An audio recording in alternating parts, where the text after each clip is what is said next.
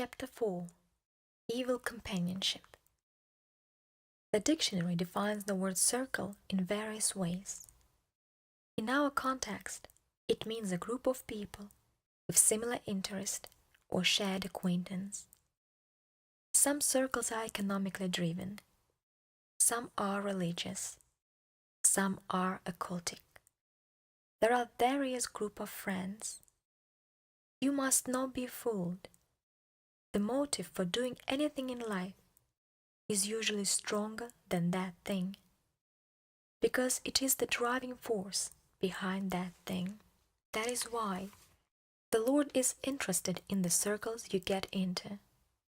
God's counsel concerning this is found in the Bible. Let us read Deuteronomy 7, verse 2 to 6.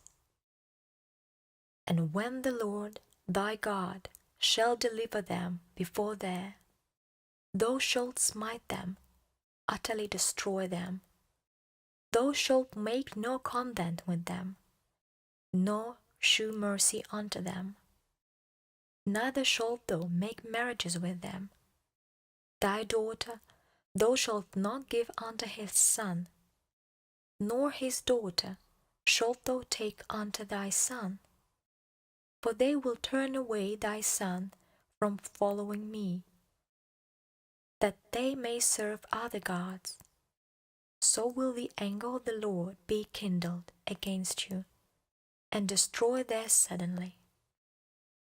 But thus shall ye deal with them. Ye shall destroy their altars, and break down their images, and cut down their groves, and burn their graven images with fire. For thou, an holy people unto the Lord thy God. The Lord thy God hath chosen thee to be a special people unto himself, above all that upon the face of the earth. God is giving the Israelite two basic instructions here. 1. Don't relate with these people. 2. Stand against them. God said they must not participate in those things that are ungodly. God knew that although the enemy had been defeated and had been ejected from the house, he was still lurking, waiting for the house to be swept clean and left empty so he could come back with more dangerous devils. And the latter state then becomes worse than the previous. The Lord commanded them to destroy everything that belonged to the enemy, and went further to say they must not get married to them, nor give their children in marriage, a total separation. Why? So that they would not be influenced by them to serve their gods, thereby provoking God to anger. Whatever group you belong to determines the outcome of your life.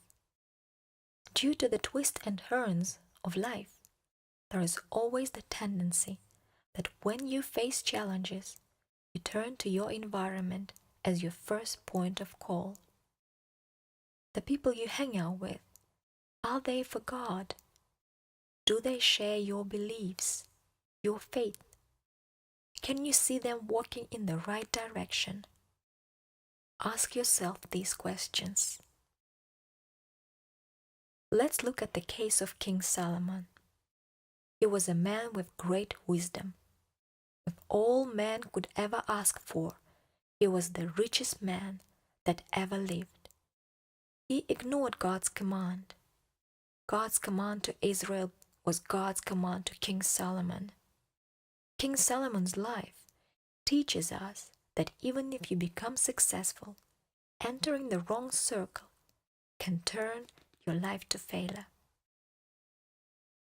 But King Solomon loved many strange women, together with the daughter of Pharaoh, women of Moabites, Ammonites, Edomites, Zidonians, Hittites, of the nations which the Lord said unto the children of Israel, Ye shall not go into them, neither shall they come in unto you. Surely they will turn away your heart after their gods. Solomon clave unto this in love, and he had 700 wives, princesses, and 300 concubines. And his wives turned away his heart. For it comes to pass, when Solomon was old, his wives turned away his heart after other gods, and his heart was not perfect with the Lord, his God, as the heart of David, his father.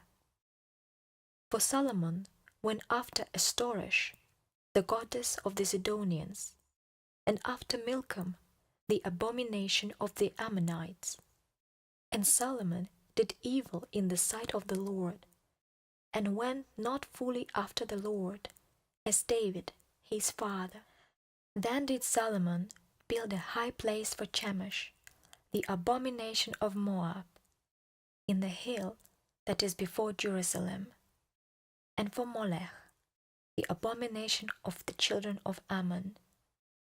And likewise did he for all his strange wives, which burned incense and sacrificed unto their gods. And the Lord was angry with Solomon, because his heart was turned away from the Lord, God of Israel, which had appeared unto him twice, and had commanded him concerning these things, that he should not go after other gods. But he kept not that which the Lord commanded. Wherefore the Lord said unto Solomon, Forasmuch as this is done of thee, and thou hast not kept my commandment and my statutes, which I have commanded thee, I will surely rend the kingdom from thee, and will give it to thy servant. Solomon attracted God's anger and judgment. Entering the wrong circle made him lose God's favor. As wise as he was actually the wisest man in the world. He still turned against God. Why? Because he entered the circle of idolaters and became influenced to go against God's will. No one is strong enough to be in a wrong circle and live a right life. If you stay there long enough, you will become like them. A well-known proverb sums it all up. Show me your friend, and I will tell you the kind of a person you are. Paul spoke to the Corinthians about this. Be not deceived. Evil communications corrupt good manners. I will quote some good modern versions of the same passage for you to emphasize this truth. Don't let anyone deceive you. Associating with bad people will ruin decent people. Do not be fooled. Bad companions ruin good character. Stop being deceived. Wicked friends lead to evil ends. Do not deceive yourself. Evil companionship corrupt good morals. No matter how strong you think you are, you must never associate with those who do not believe in positive principles. You will eventually be corrupt if you do. Every first-time smoker doesn't like the taste of cigarettes. They cough and spit. But by keeping associating with smokers, they develop the evil addiction. Same goes for adulterers, robbers, and frauds. The following are the reasons you should not be in a bad circle. Number 1. Bad influences. This is a necessary characteristic of bad circle. I am talking of the power of a circle. Any circle, whether good or bad, is powerful. And the power that a circle wields is in its ability to influence lives. There is unseen aura that surrounds any group or gathering. if you attend a gathering where comedians perform, you will find yourself laughing even at jokes that are not funny. The comedians stands and frowns stupidly, and you burst out laughing. Why? Everybody else is laughing. You are in a circle of those who are ready to laugh. They left their homes to come and laugh, and they will laugh at the most stupid thing. That is the power of influence. If you get home and somebody repeats the same joke, you will not laugh. Why? You are no more within the circle of laughing people. You can only be influenced by what you allow, and you must decide to be influenced by only positive circles. Number 2, loss of control. You may have some control today over your circle, but it is your circle that eventually will control your life.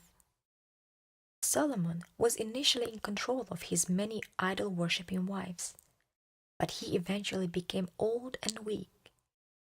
Then these women began to make demands he could not refuse.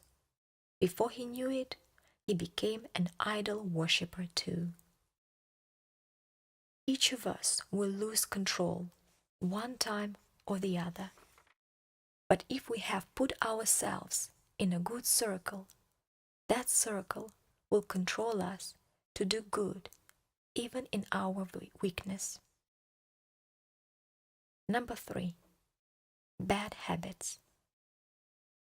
A man who gets into a bad circle will begin to pick up bad habits. One thing about our habits is that they become a great controlling factor in our lives. Someone has rightly said that you form your habits, then your habits form you. Some men join some clubs and then begin to pick up all sorts of evil behavior. They may start womanizing, they gradually form the habit of sleeping with the other women. Later, they begin to run into trouble, and then their homes break and they suffer a heart attack, and so on. They started forming their evil habits, and later, these evil habits began to form them. Evil circles ruin good people. If Solomon, a most blessed and wisest of all men on earth, could become a prey to the power of evil circles, then no one can claim to be strong enough. The secret of victory is to be in a good circle, so that you can be shaped by the good circles. The end of chapter 4.